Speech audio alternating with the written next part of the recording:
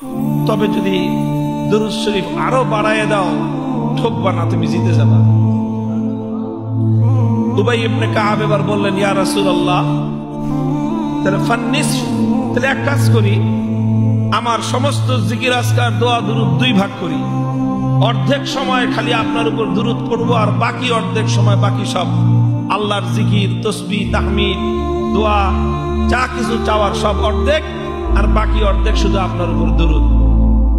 আল্লাহর নবী বললেন, মাশিতা, করলে করতে পারো। ফাইন জিত্তা ফাহুয়া খায়রুল লাকা, তুমি যদি আরো বেশি আমার উপর দুরূদ পড়ো তাহলে সেটা তোমার জন্য আরো বেশি ভালো হবে।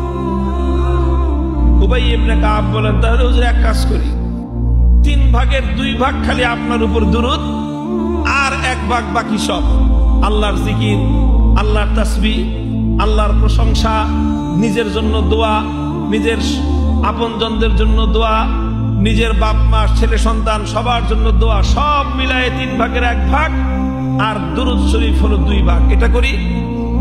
আল্লাহর নবী বললেন, মাশিতা ফাইন জিত্তা ফাহুয়া খায়রুল লাক, করলে করতে পারো, তবে যদি তুমি দুরূদ আরো বেশি পড়ো, ঠকবা না, তুমি জিতে যাবা, আরো ভালো হবে তোমার জন্য।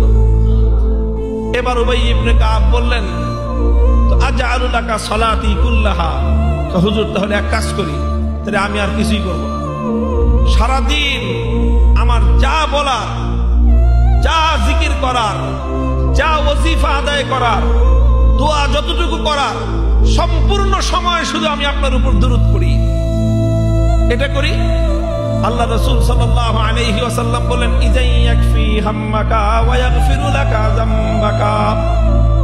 উবাই ইবনে কাব, তুমি যদি এভাবে পূর্ণ সময় শুধুমাত্র আমি আল্লাহর হাবিব সাল্লাল্লাহু আলাইহি ওয়াসাল্লামের উপর দুরূদ পাঠ করতে থাকো, তাহলে এই দুরূদের বরকতে আল্লাহ পাক রব্বুল আলামিন তোমাকে 2টি নিয়ামত দান করবেন।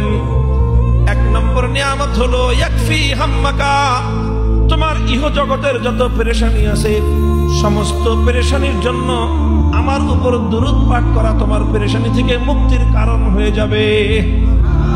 ওয়া ইয়াগফিরু লাকা যামবাকা, আর তোমার পরকালীন জিন্দেগীর জন্য যত গুনাহ খাতা তুমি করেছো, আল্লাহ পাক রব্বুল আলামিন দুরূদের বরকতে, আমার উপর দুরূদ শরীফ পাঠ করার বরকতে আল্লাহ পাক রব্বুল আলামিন তোমার সমস্ত জিন্দেগীর গুনাহ খাতাগুলি মাফ করে দিবেন।